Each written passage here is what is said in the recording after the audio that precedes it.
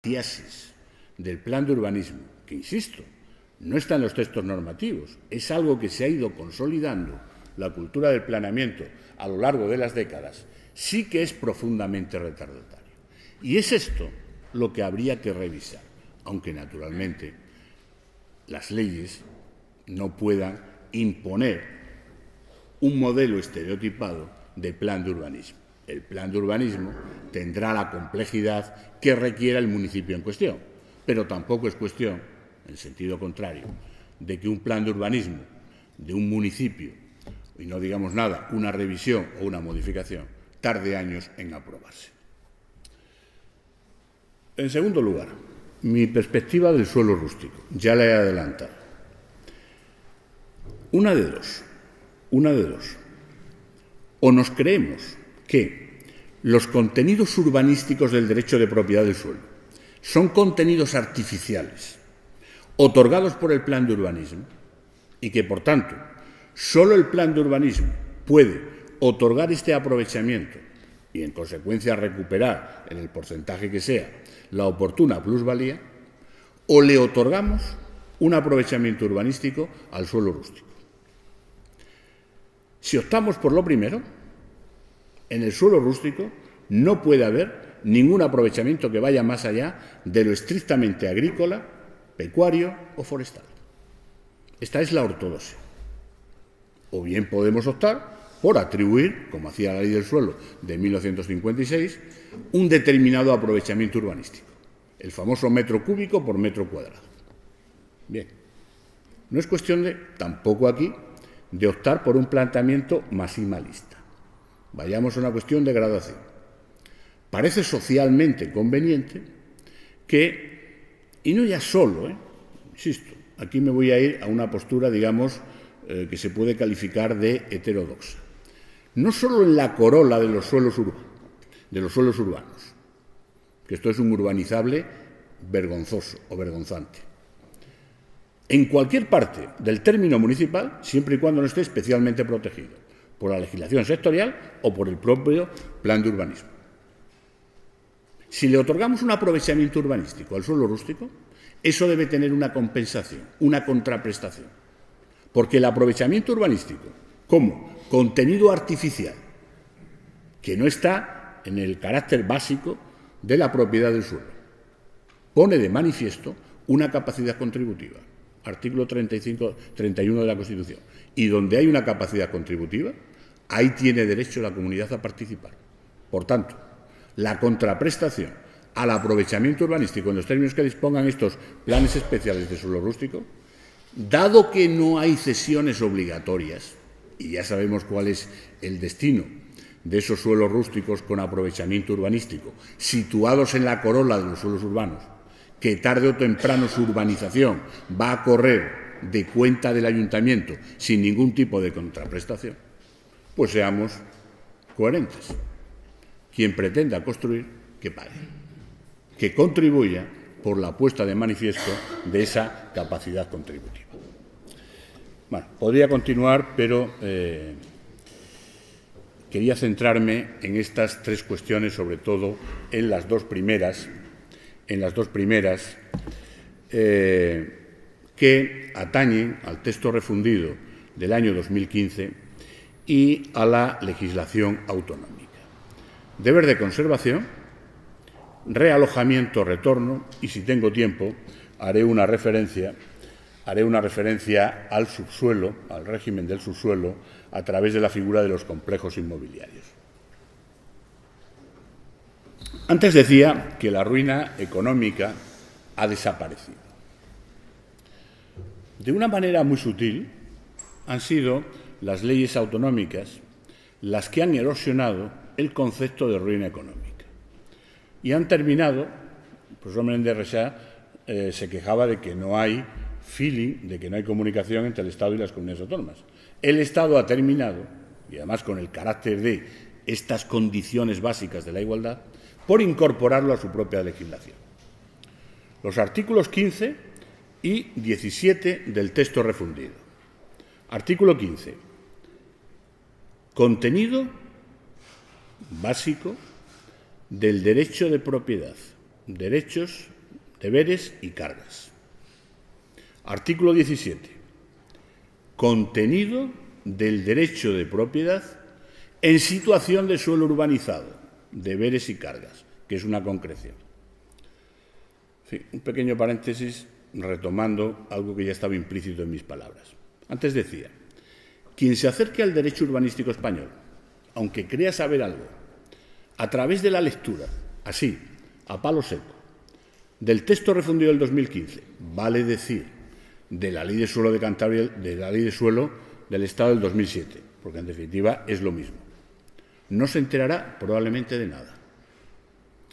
En esto, claro, ha influido la sentencia del Tribunal Constitucional, y no el Tribunal Constitucional. No le hagamos responsable de lo que no lo es, sino de la propia Constitución, que atribuyó el urbanismo, la ordenación del territorio y la vivienda a la competencia de las comunidades autónomas. El Estado no tiene competencia directa en materia de urbanismo, aunque por la vía indirecta del 149.1.1, régimen de la propiedad del suelo, sí que puede, naturalmente, regular estas condiciones básicas de la igualdad. De ahí que el texto refundido del 2015 esté trufado de expresiones genéricas, eufemísticas, terrenos en situación de suelo rural, terrenos en situación de suelo urbanizado, remisiones constantes a la legislación autonómica en materia de ordenación del territorio y urbanístico. Hoy, para saber derecho urbanístico, hay que empezar por leer las leyes autonómicas, que son las directas herederas de la Ley del Suelo del Estado de 1976. El derecho urbanístico del Estado, plasmado en la Ley del 76, está hoy recogido en las leyes autonómicas. Por eso, paradójicamente, el texto refundido del Estado del 2015 hay que leerlo a la luz de las leyes autonómicas, porque son las leyes autonómicas las que proyectan un foco de una cierta claridad sobre esta terminología abstrusa, confusa, bastante kilométrica del texto refundido del año 2015. Pero en todo caso, insisto, y con independencia de quién fuera la concreta pluma redactora de la Ley de Suelo del año 2007. Las leyes las aprueba el Parlamento. Y, en fin, y esto es un eufemismo un tanto autocomplaciente. Yo no voy a decir ni quién redactó la Ley del Suelo del 98, ni quién redactó la Ley del Suelo del 2007. Y luego, si quieren, les cuento el del gato bosnio, que viene que ni pintiparado. Esta es la situación de partida. Bueno, deber de conservación. Como es sabido, régimen tradicional de la ruina técnica, la ruina económica, coste de la reparación superior al 50% del valor actual del edificio. Lo ha dicho el profesor Menéndez Reixac. Ese concepto ya ha cambiado. Y luego estaba la llamada ruina urbanística, la situación de fuera de ordenación. Con carácter general, ¿qué conllevaba la declaración de ruina? El cese del deber de conservación. Y, por tanto, con carácter general, salvo que entrara en juego la legislación en materia de patrimonio histórico, patrimonio cultural, la demolición del edificio. O dicho de otra manera, si un inmueble alcanzaba la situación de ruina económica, era un muerto, un cadáver, desde el punto de vista urbanístico. ¿Y qué es lo que hay que hacer con los cadáveres? Por razones higiénicas, enterrarlos. Pues bien, primero, de una manera sutil, y ahora, con carácter general, el legislador del Estado, han resucitado a un muerto. Y la situación no es grave, por lo que ha apuntado que también el profesor Menéndez Reixac, porque en línea de principio, un ayuntamiento puede ordenar a través de las oportunas, puede imponer a través de las oportunas órdenes de ejecución las obras de conservación y rehabilitación que se mantengan dentro del deber legal de conservación. En línea de principio, nada lo impide. El problema es que superado este deber legal de conservación, el ayuntamiento puede seguir imponiendo estas obras de conservación y rehabilitación sin otra obligación que abonar de su cuenta el exceso respecto del 50%. Teniendo en cuenta, además, que ahora ha cambiado el concepto de qué se entiende por deber legal de conservación. El 15.2 todavía se lee de una manera bastante sencilla y asequible. El 17.4 es un precepto tortuoso, es una verdadera tortura. El 15.2 dice: el deber legal de conservación fija las obras cuya financiación, cuyo coste se imputa, corresponde al propietario.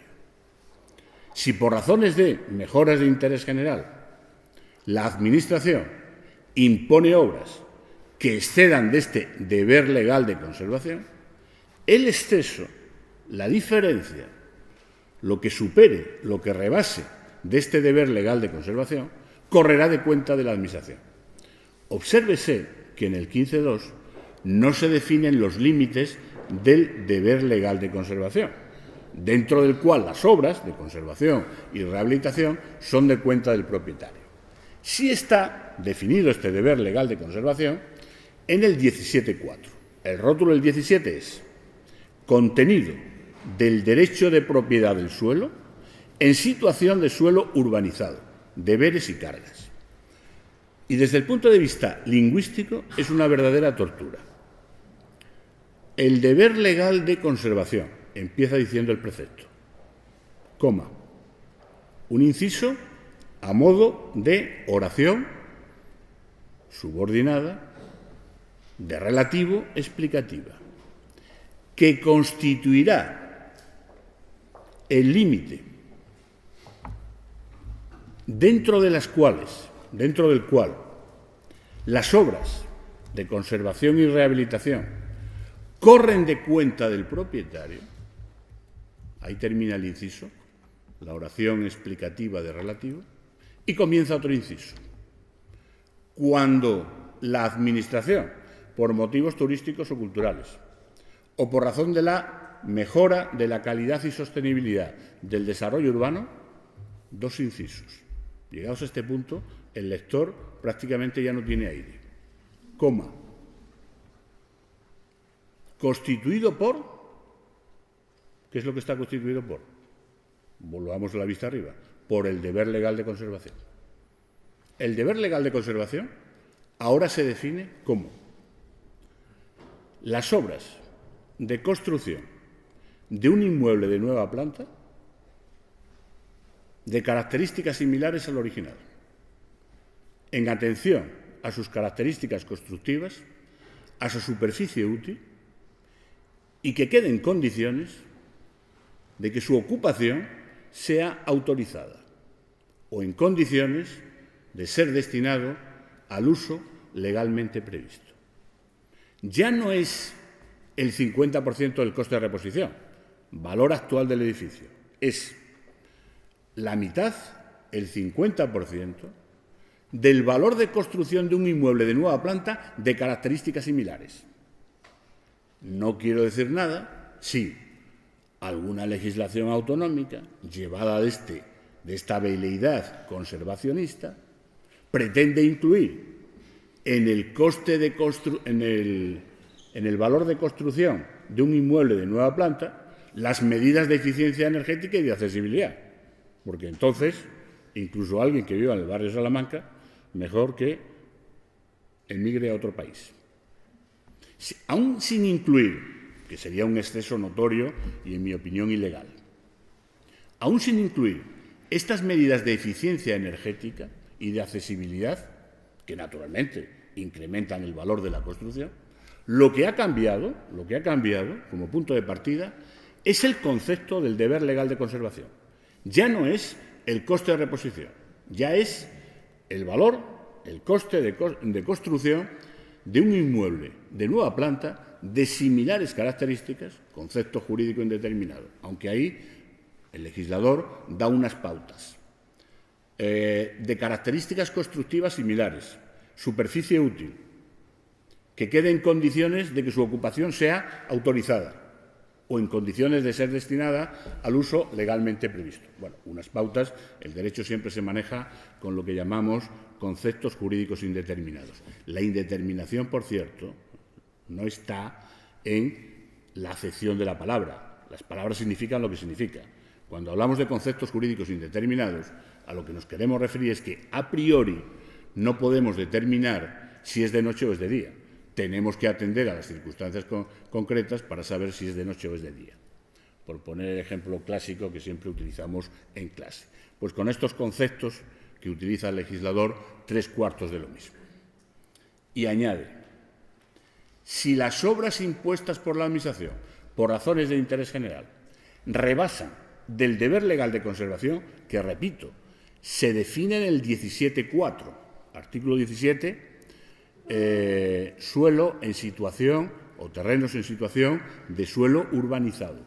No se define en el 15, que es el contenido básico, genérico, del derecho de propiedad del suelo.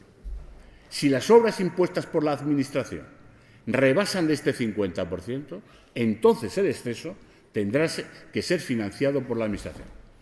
El profesor Menéndez Rexach se preguntaba, ¿es que incluso es exigible al propietario que sufrague a sus expensas las obras que legalmente tiene el deber de sufragar? Es decir, las que están dentro del deber legal de conservación. Manifestaba su escepticismo. No solo eso, la cosa es más grave, porque lo que antes estaba en situación de ruina económica, es decir, era un cadáver desde el punto de vista urbanístico, ahora, por motivos turísticos o culturales, de mejora de la calidad y de la sostenibilidad del desarrollo urbano, por razones de interés general, a ese muerto lo puede resucitar el ayuntamiento, sin más obligación financiera que sufragar lo que exceda el 50%. Esto, en mi opinión, es abiertamente inconstitucional. Ni siquiera la legislación más exigente, que es la legislación en materia de patrimonio histórico o de patrimonio cultural, con carácter general, aunque naturalmente terminarán por asumirlo, impone una consecuencia de estas características. En segundo lugar, el famoso realojamiento y retorno. El artículo 19. Este artículo es un artículo complejo. Me voy a ceñir a los dos primeros apartados, que tienen un contenido poliédrico. Como siempre, una redacción bastante abstrusa. El legislador empieza a escribir, termina la frase, resultarán obligados a... ¿Quiénes? Pues hay que continuar leyendo para saber quiénes están obligados a hacer lo que el precepto dice que hay que hacer. El presupuesto es, sin entrar ahora en mayores detalles, una operación de remodelación urbana. ¿Qué conlleva? El desalojo de los ocupantes legales de la vivienda, no voy a hablar de los locales de negocio, de la vivienda, que ocupaba como residencia habitual. En estas circunstancias, si resultan desalojados como consecuencia de una operación de rehabilitación, remodelación, regeneración, renovación, reforma urbana, y se ven obligados a desalojar la vivienda que ocupaban en concepto de residencia habitual, tendrán derechos a ser indemnizados. ¿Por quién? Letra A y letra B. Letra A. Cuando esa operación de remodelación urbana se instrumentalice a través de una expropiación forzosa.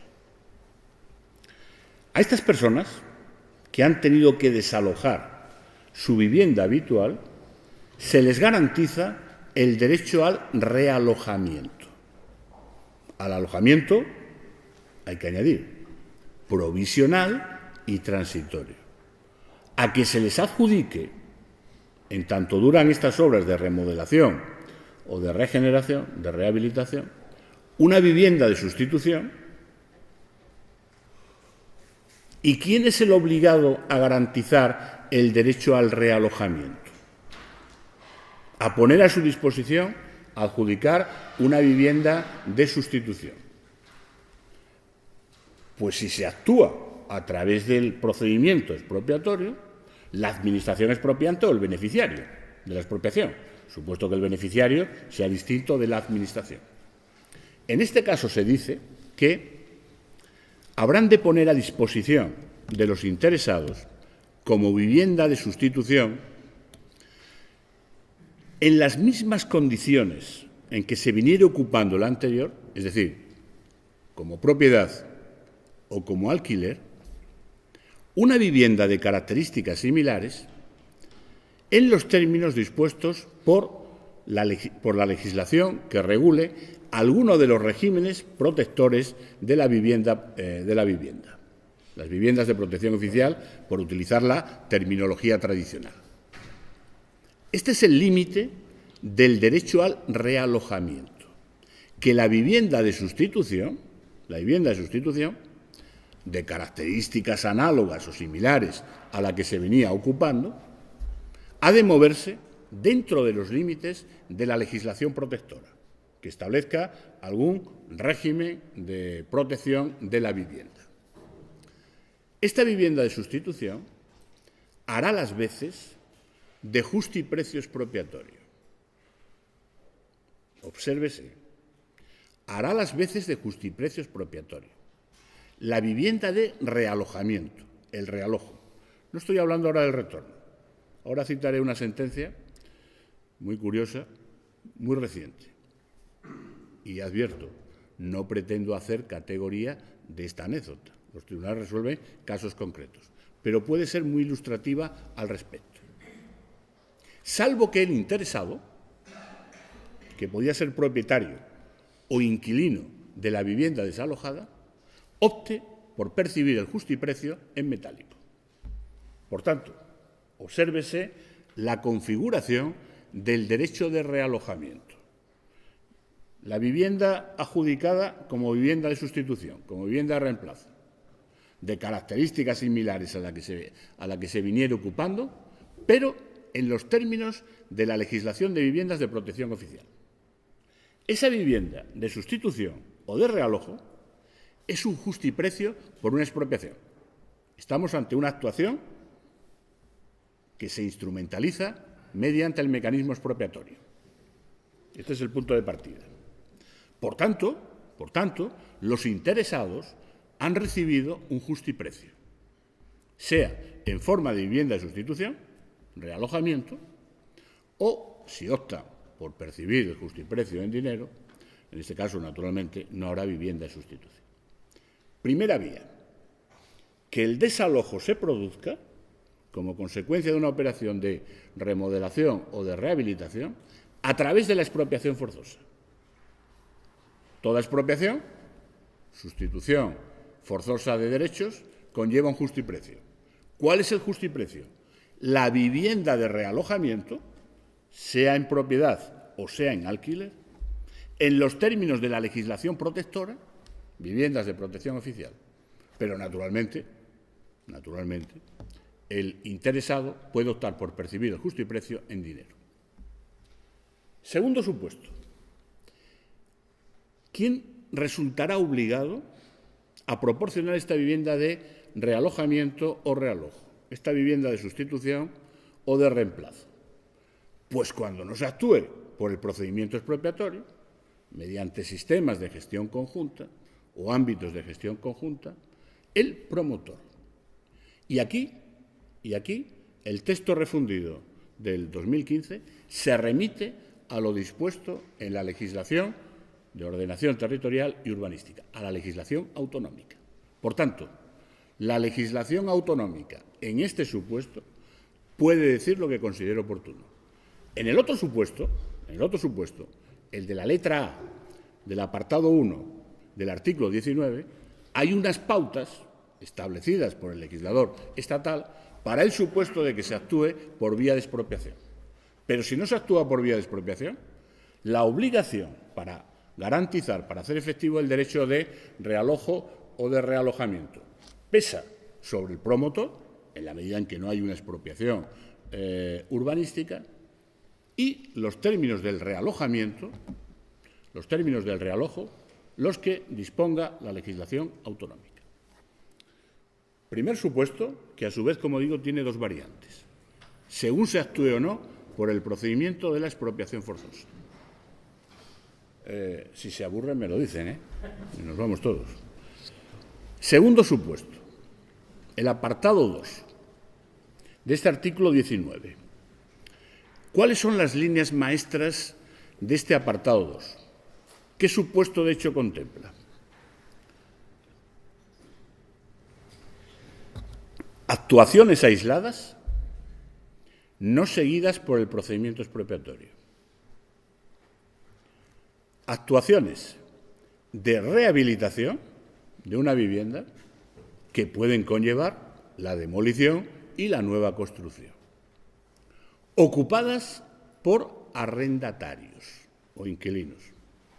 Por tanto, excluido el régimen de propiedad, que parece lógico, porque si estuvieran ocupadas en régimen de propiedad, lo lógico es actuar por vía de la expropiación forzosa. En este caso, el legislador va más allá y ya no habla solo del derecho al alojamiento, al realojamiento, que lo califica alojamiento provisional.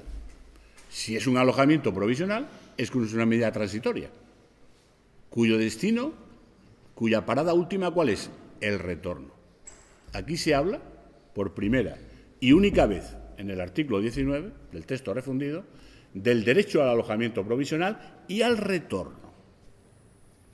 Pero insisto, actuaciones aisladas, no seguidas por el procedimiento expropiatorio, que impliquen el desalojo de la vivienda que se viniere ocupando en régimen de arrendamiento, en régimen arrendaticio o de alquiler, no en régimen de propiedad, cuando naturalmente la rehabilitación conlleve la necesidad de desocupar la vivienda.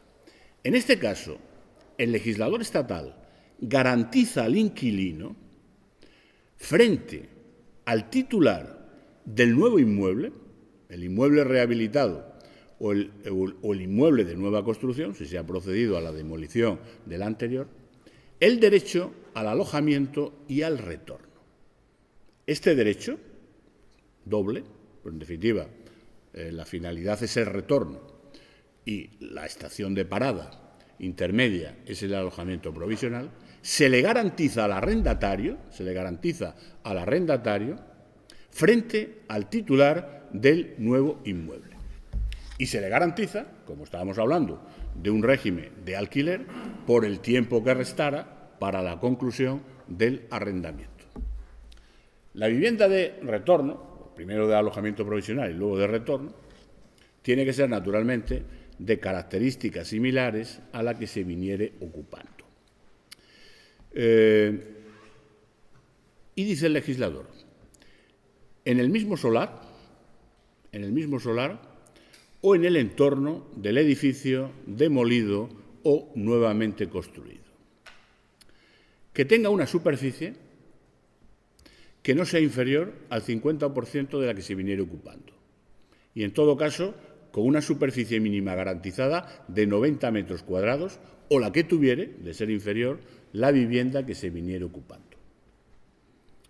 Aquí el legislador es bastante más preciso en cuanto a las condiciones, a los términos de la vivienda de retorno. Insisto, la hipótesis es un arrendamiento. Por tanto, un disfrute de carácter temporal. Y es obvio que el retorno en la vivienda rehabilitada o en la vivienda de nueva construcción, si la anterior ha sido demolida, este derecho, como derecho temporal que es, no se puede prolongar más allá del tiempo que restara del contrato de arrendamiento, porque no olvidemos que el derecho de alojamiento provisional y de retorno lo es del interesado, del arrendatario, frente al promotor de la correspondiente actuación. El apartado cuarto de este artículo 19, no quiero demorarme en exceso, regula el procedimiento para hacer efectivo el realojamiento, para la adjudicación de la vivienda de sustitución o vivienda de reemplazo.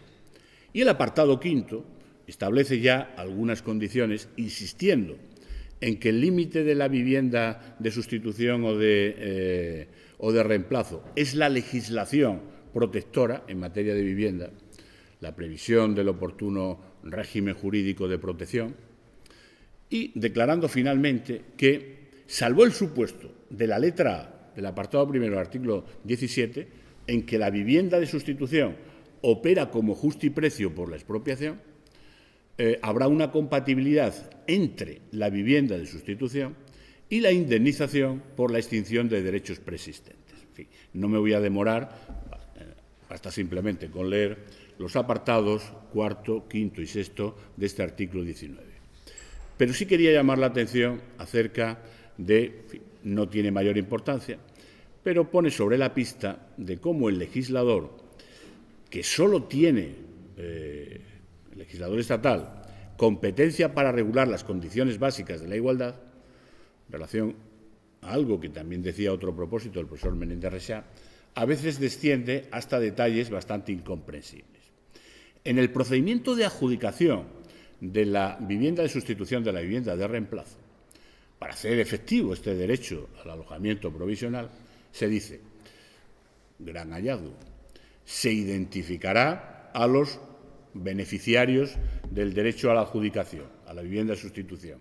Se les notificará la existencia del procedimiento. Y se dice, si además de la audiencia a los beneficiarios singular personalmente identificados se abre un trámite de información al público, ambos trámites, la audiencia y la información pública, se cumplimentarán simultáneamente. Esto tiene carácter básico, una cuestión puramente procedimental. Apartado tercero, no me resisto a señalarlo. Parece que estamos hablando de Lázaro, de la resurrección de los muertos, la ley del 76, el edicto perpetuo. Apartado tercero de este artículo 17. Se dice, este derecho, insisto, del retorno solo se habla en el apartado 2 y en relación a las actuaciones aisladas no expropiatorias que afecten a arrendatarios. Para todos los demás supuestos, el legislador estatal solo habla del derecho al realojamiento. Este derecho al realojamiento, derecho a la adjudicación de una vivienda de sustitución o de reemplazo, se dice que es personal e intransferible. Nada que objetar. Salvo, naturalmente, que haya herederos forzosos o, en el caso del cónyuge superstite. Y añade el legislador, siempre y cuando acredite, en términos de residencia habitual, que compartía con el beneficiario la vivienda objeto de realojo. Compartir la vivienda con el muerto, cónyuge superstite. No se comparte la vivienda objeto de realojo. Se tendrá derecho a la vivienda de realojo. Lo que se compartía era la vivienda respecto de la que se produjo la sustitución. Bueno, ya le gustaría al muerto poder resucitar para poder seguir compartiendo con el cónyuge, ya no superstite, sino cónyuge a secas, la vivienda objeto de realojo. No sé si el legislador estatal, pues en fin, llevado de su fina ironía, ha querido hacer una proclama en favor de la resurrección de los muertos.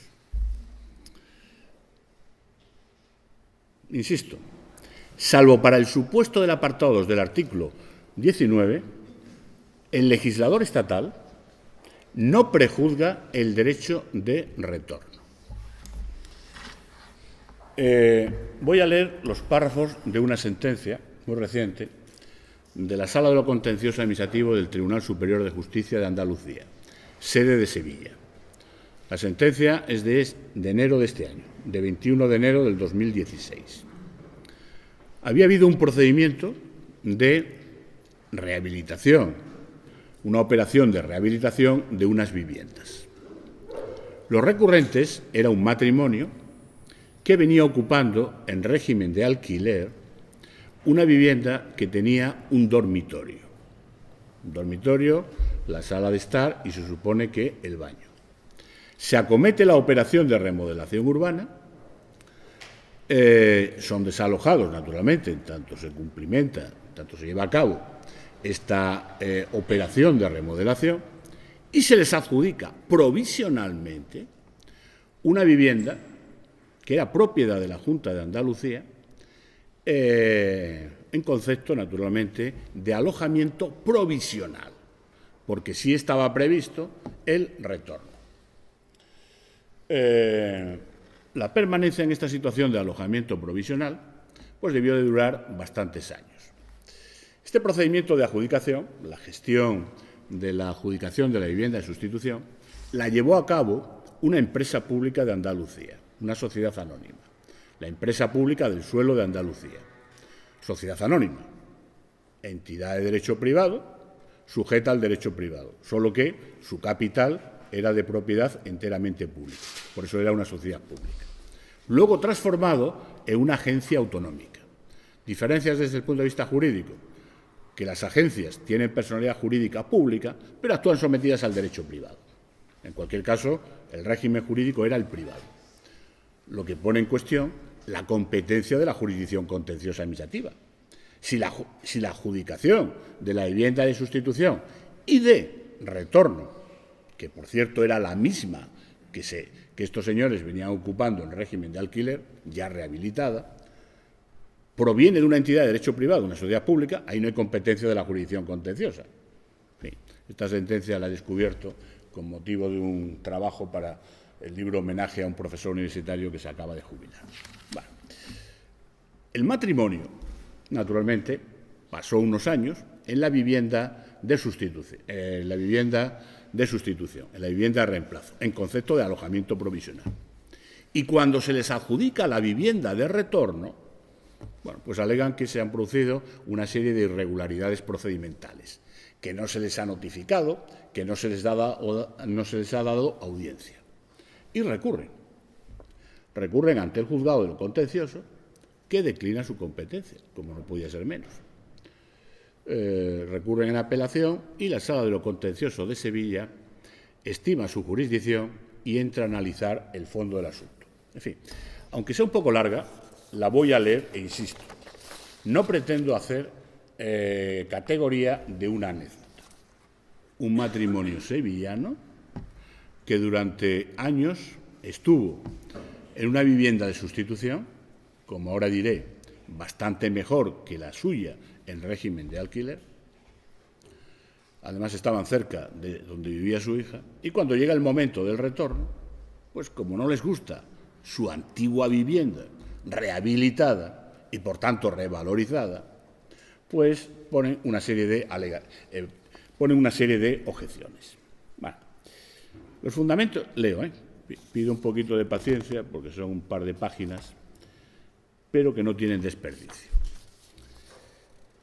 Los fundamentos de derecho segundo y tercero desgranan esos razonamientos que conducen a caracterizar la de los recurrentes y apelantes, fíjense, como una actuación claramente contraria a la buena fe y renuente al cumplimiento de los compromisos expresamente adquiridos que no puede ser amparada por los tribunales y que en el orden judicial comporta un abuso de derecho proscrito por el artículo 11.2 de la Ley Orgánica del Poder Judicial.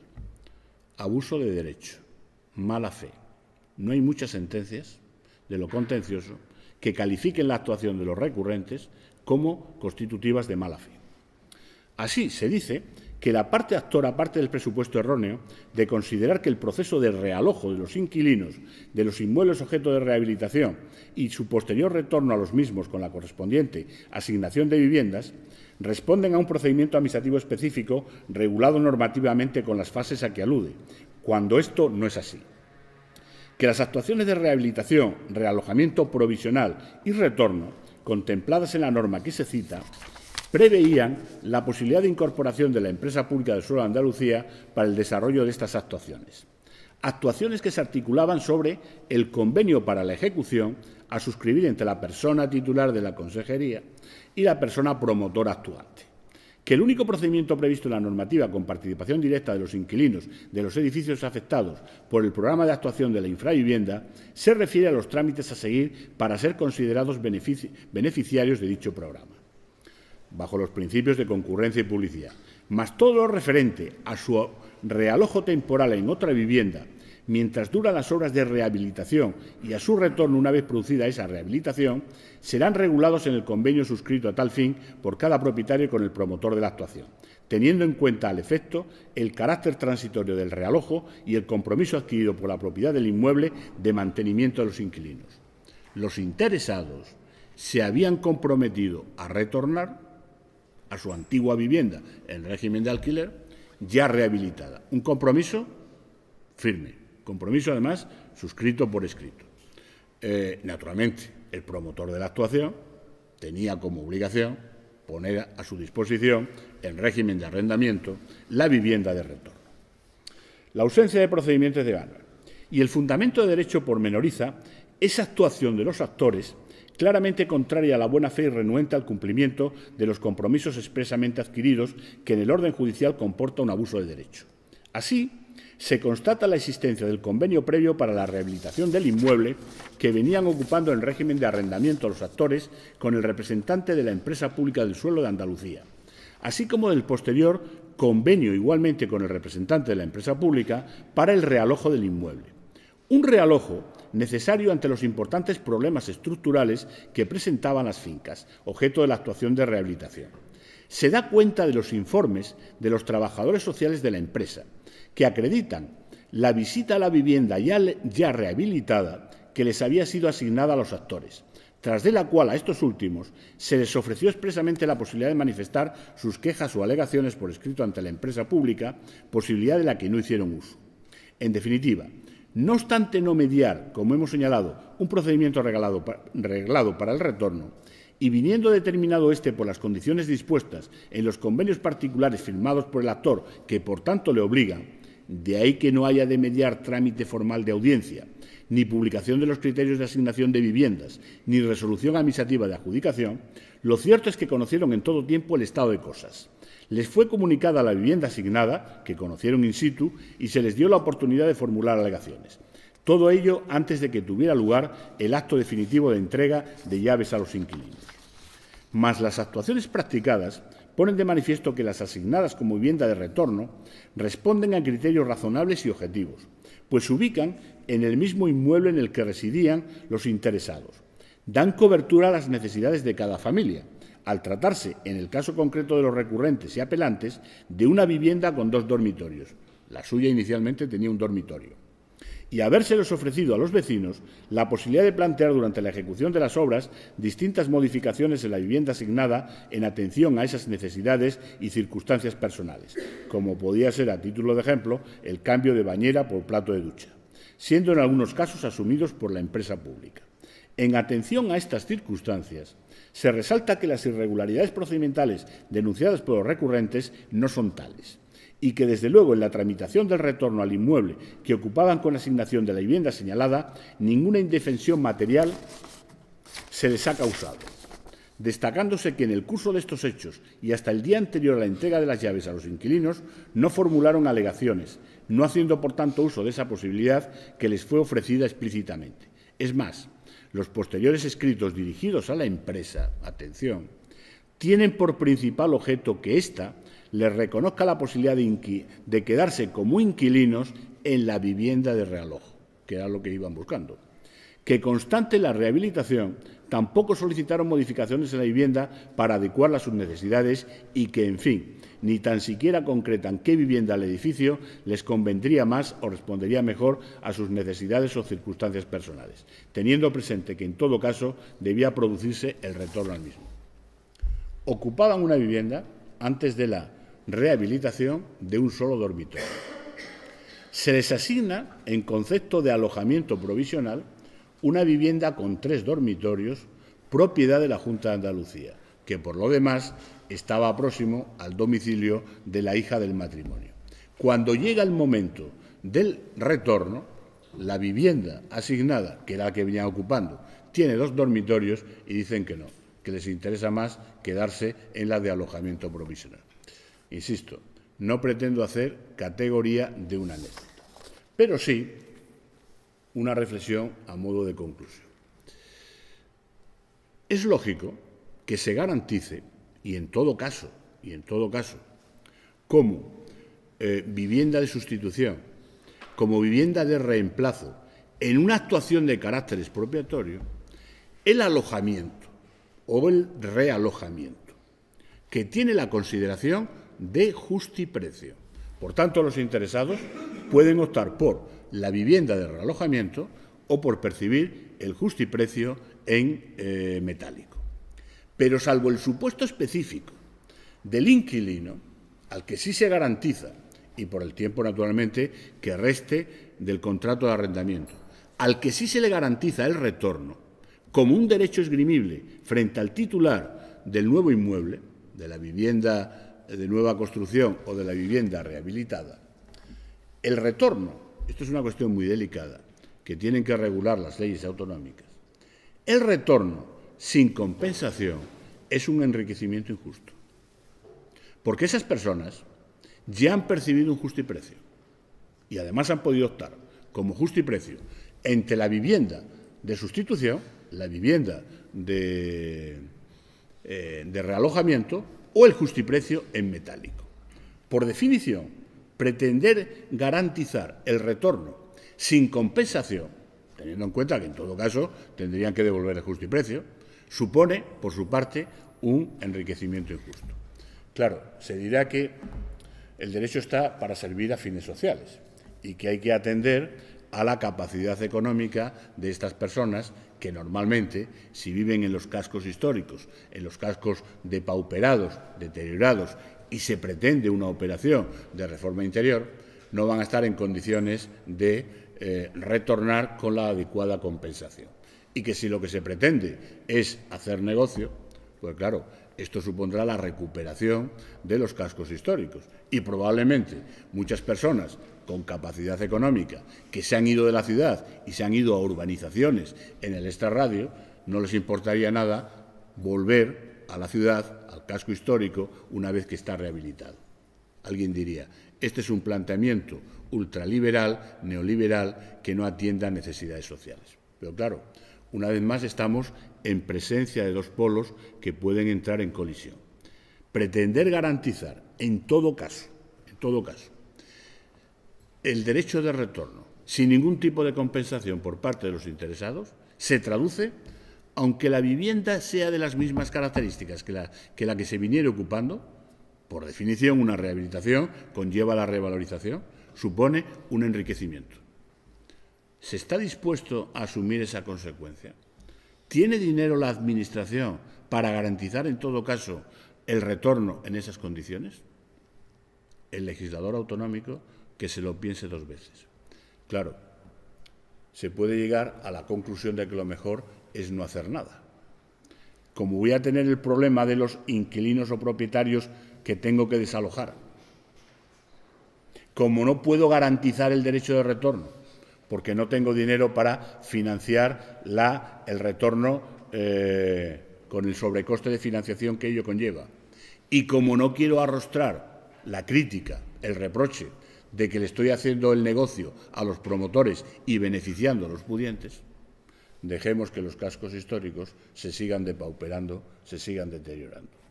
La opción es fácil, pero claro, el legislador tiene que ser valiente y tiene que dar una respuesta. Por cierto, que en la famosa sentencia de 1977 de la llamada, en fin, hay una plaza en el barrio de Orcasitas, en Madrid, que se llama Plaza de la Memoria Vinculante. La memoria era la memoria del plan de urbanismo. Era una actuación de remodelación a los ocupantes de las viviendas, que en definitiva eran poco menos que chabolas, se les desalojó. Se llevó a cabo una expropiación forzosa para acometer una operación de remodelación urbana. Estas personas habían sido indemnizadas, se les había abonado el justiprecio. Se trataba de ejecutar un plan parcial, naturalmente. Pero plantearon su derecho al retorno, porque en la memoria del plan figuraba expresamente el derecho al retorno. Y efectivamente lo consiguieron. Hay un artículo publicado en un periódico de tirada nacional por el profesor García Enterría, que probablemente fue el abogado de estos interesados en 1991, aunque la sentencia del Tribunal Supremo es de 1977. Lo que no dice el profesor García Enterría es si una vez que judicialmente ganaron el derecho de retorno, devolvieron el justo y precio monetario que en su momento se les había abonado. Cierro página. Y simplemente para no ser infiel a mi palabra. Dos pinceladas breves, brevísimas, dado que es las 9:20, para no ser infiel a mi palabra o desleal a mi palabra. En el castellano, como es tan sutil, distingue entre la deslealtad y la infidelidad. El marido que le dice a su mujer: no, yo siempre te he sido desleal. Bueno, le ha sido infiel 20.000 veces, pero claro, le ha sido desleal. Bueno, yo no quiero ser ni desleal ni infiel a mi palabra dada. El régimen del subsuelo, alguno de los aquí presentes ya me lo ha escuchado, y esto que voy a decir ahora no es una butada. El régimen del subsuelo y los complejos inmobiliarios. Hay varias alusiones en el texto refundido del año 2015 al aprovechamiento del subsuelo y a la constitución de los complejos inmobiliarios. En el artículo 22, en el artículo 23, a propósito de las operaciones de distribución de beneficios y de cargas, en el artículo 26, los apartados 4 y 5, en concreto sobre la constitución de complejos inmobiliarios. Muy brevemente, ¿cuáles son los presupuestos de los que parte el legislador estatal? Suele hablarse del suelo, del vuelo, lo edificado, lo construido, y del subsuelo. En realidad, en puridad, habría que hablar de la superficie de la rasante, sobre la que se emplazan unos edificios, unas construcciones, unos aprovechamientos, y de la superficie del subsuelo, porque los aprovechamientos que se localizan en el subsuelo lo son naturalmente una vez que el subsuelo ha sido horadado y esos aprovechamientos, pensemos en el típico parking, en el aparcamiento, esos aprovechamientos en el subsuelo se localizan físicamente sobre la superficie del subsuelo. Desde el punto de vista del derecho de propiedad, el punto de partida es el artículo 350 del Código Civil, que dice: el propietario de un terreno es dueño de su superficie y de lo que está debajo de ella, y en consecuencia puede hacer las plantaciones, construcciones e instalaciones que tenga por conveniente, salvo lo dispuesto en la legislación de aguas y de minas. Es decir, el propietario de un terreno es dueño de la superficie sobre la que podrá edificar el vuelo y es dueño del subsuelo. Artículo 22, apartado 5, letra A del texto refundido del 2015. En esto que el legislador enfáticamente llama la evaluación y el seguimiento de la sostenibilidad del desarrollo urbano y de la garantía de la viabilidad técnica y económica de las operaciones de desarrollo urbano, se prevé que haya una memoria. Y uno de los componentes de esa memoria es un estudio que contemple la posibilidad del aprovechamiento diferenciado del suelo, y cuando digo suelo, entiéndase superficie, y del subsuelo. Aprovechamiento diferenciado de la superficie y del subsuelo.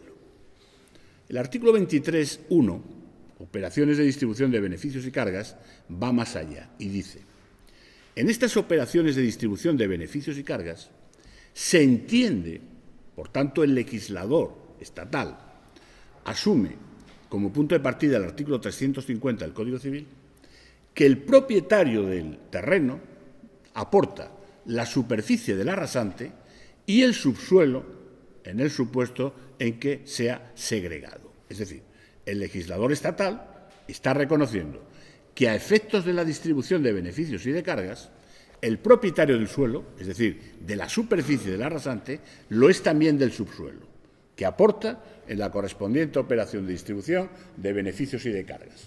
Y, finalmente, el artículo 26 extrae la oportuna consecuencia y se dice que cuando los instrumentos de ordenación así lo dispongan, pueden preverse superficies superpuestas en la rasante y en el subsuelo, con edificaciones o usos privativos y bienes de dominio público. El supuesto es el siguiente: que en la superficie se ubique un parque, una zona verde, bien de dominio público, y en la superficie del subsuelo un aparcamiento privado. En ese supuesto se podrá constituir un complejo inmobiliario. Y añade el legislador, previa la oportuna desafectación y con respeto a las limitaciones y servidumbres de protección del dominio público. ¿Desafectar el qué?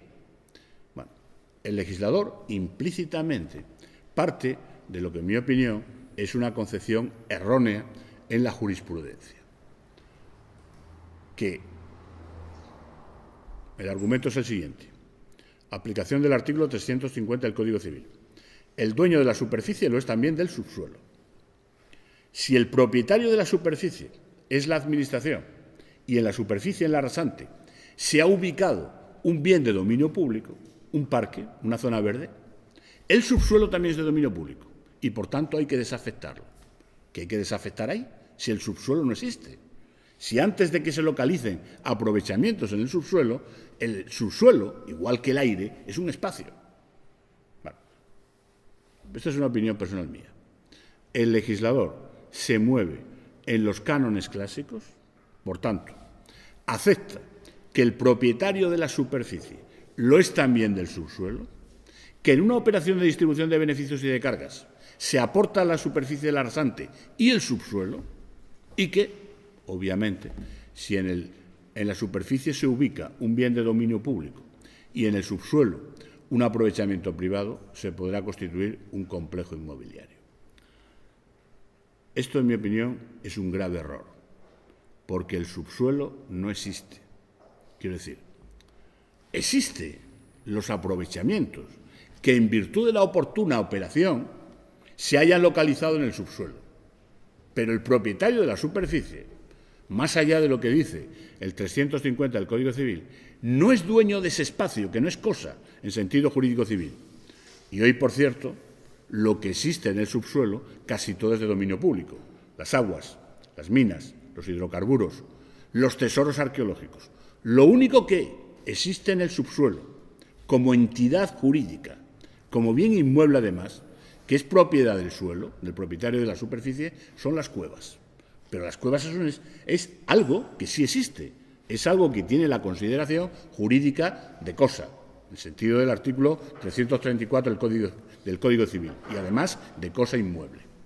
Pero eso son realidades existentes, cosas, bienes, muebles o inmuebles. Más allá de ello, el subsuelo como entidad jurídica es inexistente, antes naturalmente de la localización en el mismo, en la superficie del subsuelo, de los oportunos aprovechamientos. Por tanto, el legislador estatal ha desperdiciado una ocasión magnífica para nacionalizar, si se prefiere utilizar esta expresión, el subsuelo. Para el legislador estatal del 2015, tan avanzado, tan progre en algunas cuestiones, estamos todavía en el siglo XIX. El legislador estatal, y en fin, permíteseme una concesión a la autocomplacencia, vale decir, hacia la vanidad, no leyó un libro del año 2008 que se llama Subsuelo, hecho y derecho, en el que, en mi opinión, se defiende la tesis correcta y cuyo autor, tal es el que firma, obedece al nombre de Juan Manuel Alegre Ávila. Nada más y muchas gracias.